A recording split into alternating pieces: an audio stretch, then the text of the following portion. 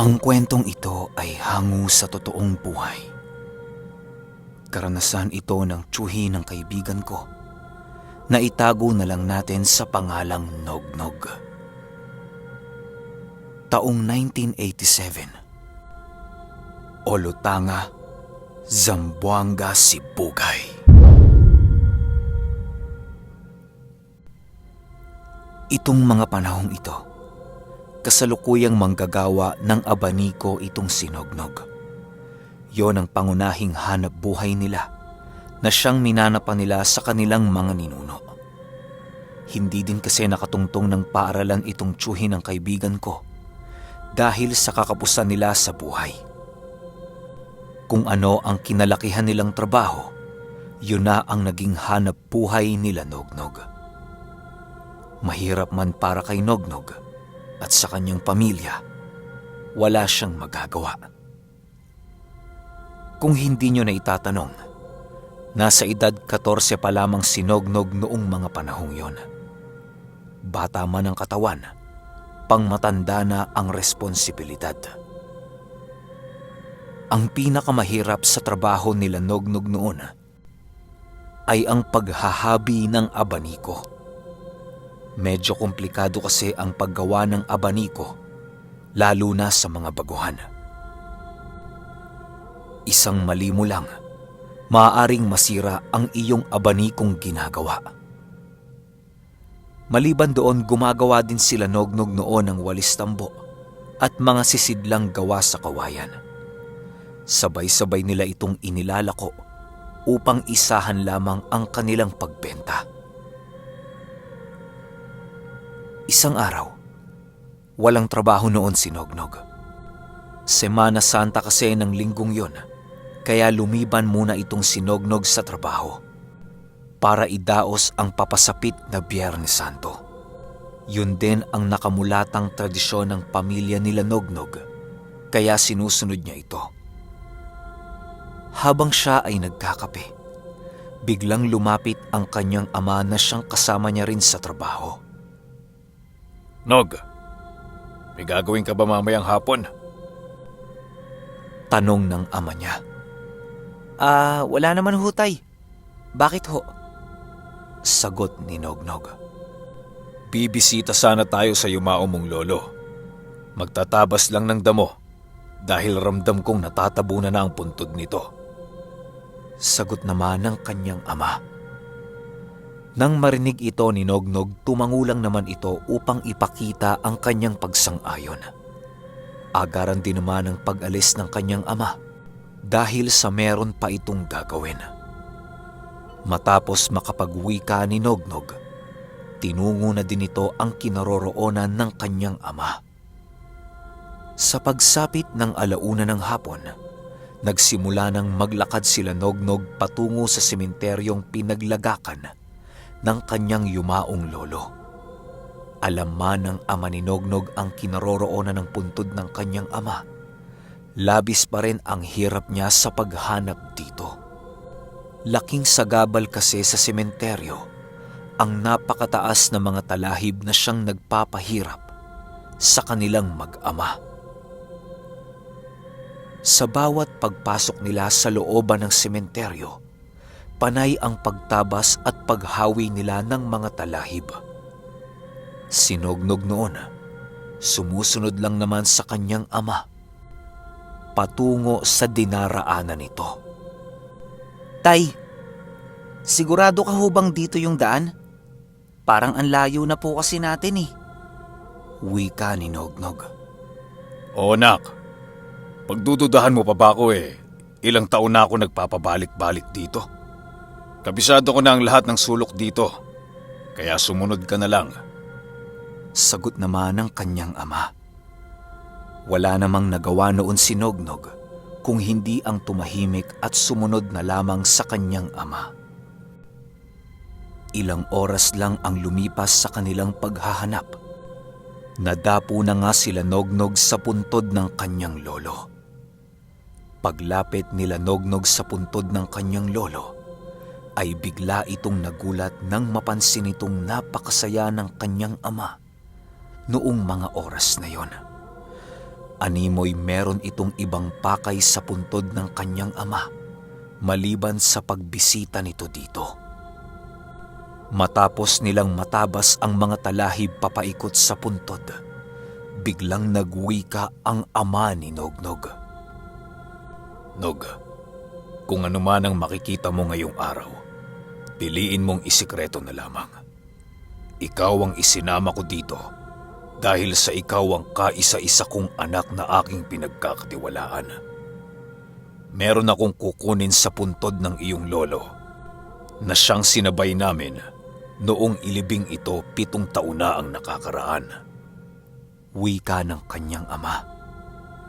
Matapos nitong makapagwika, agaran ding inumpisahan ng ama ni Nognog ang paggiba sa puntod ng kanyang ama. Animoy hindi ito nakokonsensya sa kanyang ginawa sa pagsira ng puntod na kinahihimlayan ng lolo ni Nognog. Habang ginigiba ng ama ni Nognog ang puntod ng kanyang lolo, nananatiling nagmamasid lamang ang binatilyo. Nang magiba na ang puntod, piniling magpahinga muna ng kanyang ama sa tabi. Habang kinakausap si Nognog ng kanyang ama, nananatiling nagtataka ito sa kanilang ginagawa. Di lubos sukat maisip noon ni Nognog ang rason kung bakit nagawang sirain ng kanyang ama ang puntod ng kanyang lolo. Ilang minuto pa ang lumipas, bumalik na ang ama ni Nognog sa puntod na kanyang giniba. Kinuha nito ang kabaong ng kanyang lolo at walang pag-aatubing binuksan. Si Nognog noon, nananatiling nakatitig lamang sa ginagawa ng kanyang ama. Pagbukas ng kabaong, gulat na gulat si Nognog nang makita niya ang kalansay ng yumao niyang lolo. Sa tabi nito, meron siyang nasipat na isang maliit na kahon na tila ba isinabay sa himlayan nito. Pagkita ng ama ni Nognog sa kahong yon, agaran naman niya itong kinuha. Matapos yan, ibinalik na ng kanyang ama ang kabaong ng kanyang lolo sa himlayan nito. Itinambak na lamang nila ang nasirang puntod nito upang matakpan ang kabaong. Habang naglalakad sila Nognog pabalik sa kanilang tahanan, hindi maiwasang magtanong ng binatilyo tungkol sa nilalaman ng daladalang kahon ng kanyang ama. Tay, ano ho bang laman yan? Tanong ng binatilyo. Anak, ito ang pamana ng lolo mo sa akin. Nangako ito na sa loob ng 7 taon, maaari kong hukayin muli ang kanyang himlayan upang makuha ang pamanang ibibigay niya sa akin. Sa lahat ng kapatid ko Nognog, ako lamang ang pinamanahan ng lolo mo ng kanyang pinakamahalagang pag-aari. Hindi ito kayamanan, bagkus ay mas mahalaga at mas mataas pa ito sa kayamanan. Sagot naman ng kanyang ama. Pagbalik nila sa kanilang tahanan, agaran ding ipinasok ng kanyang ama ang kahong nakuha nila sa himlaya ng kanyang lolo. Si Nognog noon ay parang lumilipad ang wisyo dahil sa kakaibang ginawa nilang mag-ama. Sa paglipas ng oras na yon, hindi nagawang makausap ni Nognog ang kanyang ama. Animoy abalang-abala ito sa kanyang ginagawa noong mga oras na yon. Sa pagsapit ng Miyerkules Santo, nag-umpisa na ang nakagawiang debosyon ng kanilang pamilya. Ang nakapagtataka lamang noong araw, hindi kasama nila Nognog ang kanyang ama sa kanilang ginagawang debosyon. 2 araw na itong ilag sa kanila at tila ba napakarami nitong pinagkakaabalahan. Magmula noong nakuha nila ang kahong nasa loob ng kabaong ng kanyang lolo, biglang nag-iba ang pakikitungo ng ama niya sa kanilang pamilya. Sa pagsapit naman ng Huwebes Santo, halos hindi na makita ni Nognog ang kahit hibla ng anino ng kanyang ama.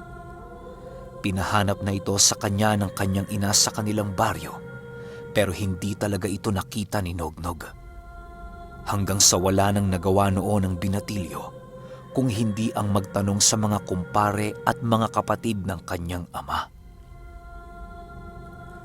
Manong Ruel, nakita niyo ba si Tatay Gonzalo? Tanong ni Nognog sa isa sa mga matalik na kaibigan ng kanyang ama. Abay hindi, iho. Abalang-abala ako sa trabaho eh. At saka, akala ko ba, di na masyadong naglalakwatsa yang si Gonzalo? Hanapin mo dun sa mga tiyuhin mo.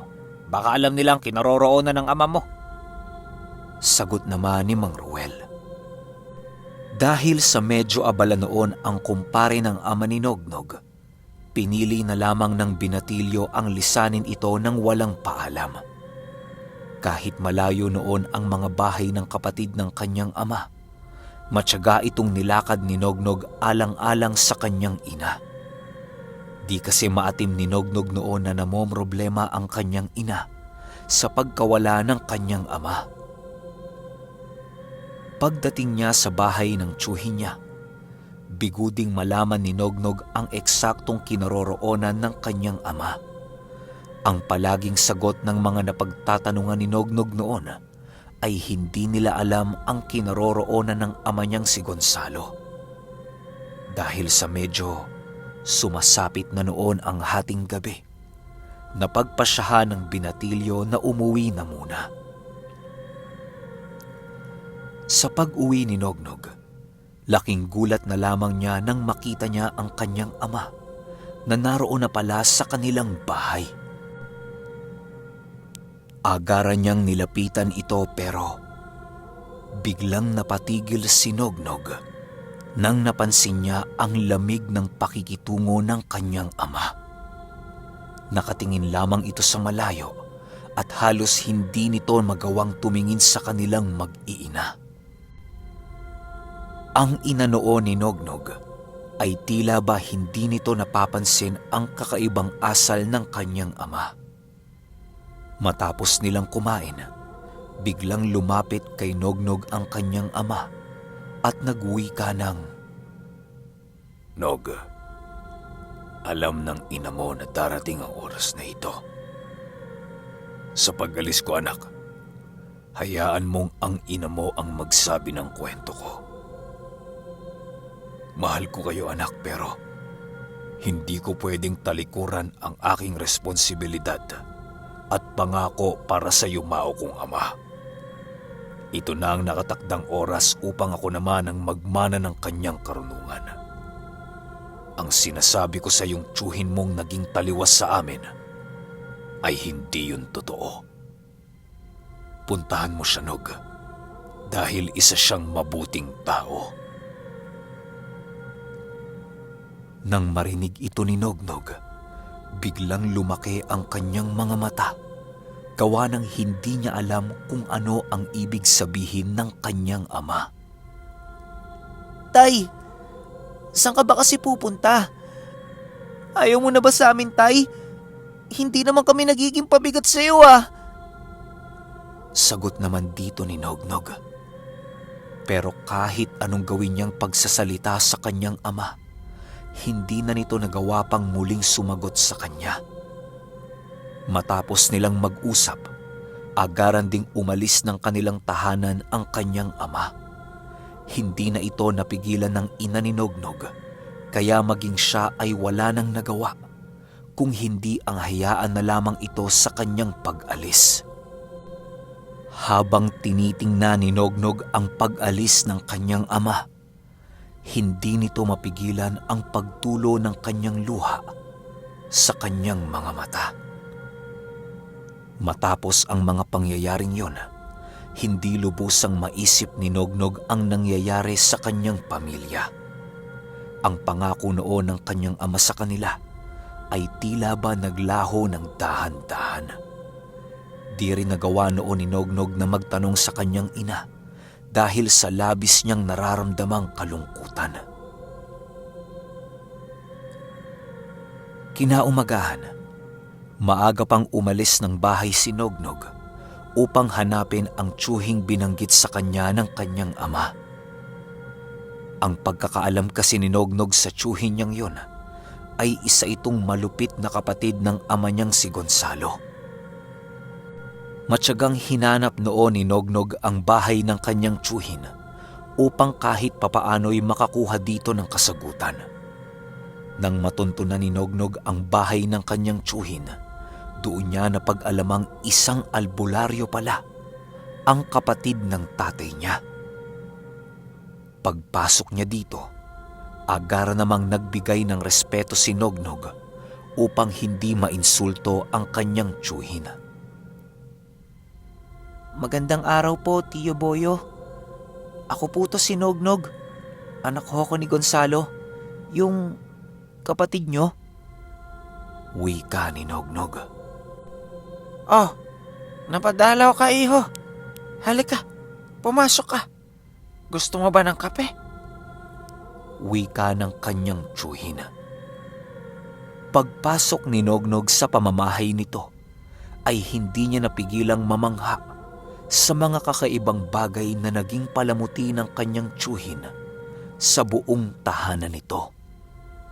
Nang makaupo na siya sa upuan, ay doon na nag-umpisang magkwento si Nognog tungkol sa kakaibang nangyayari sa kanilang tahanan. Hayaan mo ang ama mo, Nog. Yan ang pamanang ibinigay sa kanya ng aming ama. Ako'y may tutol sa kanyang desisyon pero wala akong magagawa kung kagustuhan niyang muling buhayin ang ibinaon naming aral ng aming ama. Alam mo kasi, Nog, ang angka natin ay merong dugo ng aswang. Isang gapunan. Isa sa ating angka ng nagtataglay ng kakaibang abilidad na ipinamana pa sa atin ng ating ninuno. Sa pagdaan ng 3 buwan, ay magiging baliw ang ama mo at sa pagtapos ng 3 buwan na yon, babalik ito sa dati niyang wisyo. Pagbalik nito sa bahay ninyo, Nog, tratuhin mo pa rin itong ama mo kahit papano. Wika ng tiyuhin ni Nognog. Dagdag pa ng tiyuhin ni Nognog na 1 beses lamang sa 1 buwan kung kumain ang mga gabonang kagaya ng ama niya. Hindi din yon katulad ng ibang aswang dahil sa kakayahan ng kanyang amang gayahin ang kung anumang abilidad ng isang normal na tao. Kaya nitong pumasok ng simbahan nang hindi nasusunog ang balat.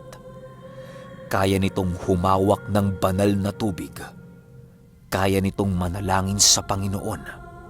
At kaya nitong hawakan ang kahit na anong pangontra laban sa aswang tuwing nasa normal itong katayuan.